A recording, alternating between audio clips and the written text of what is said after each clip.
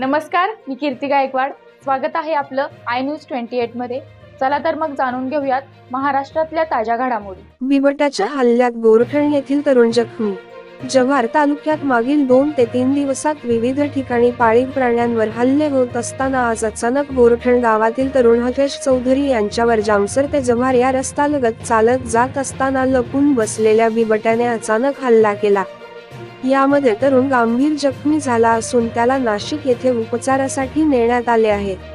अचानक बिबट्याचा वावर वाढल्याने नागरिकांमध्ये भीतीचे वातावरण निर्माण झाले आहे. वन्यप्राणी हे आता अन्नाच्या शोधात लोकवस्तीकडे येऊ लागले आहेत.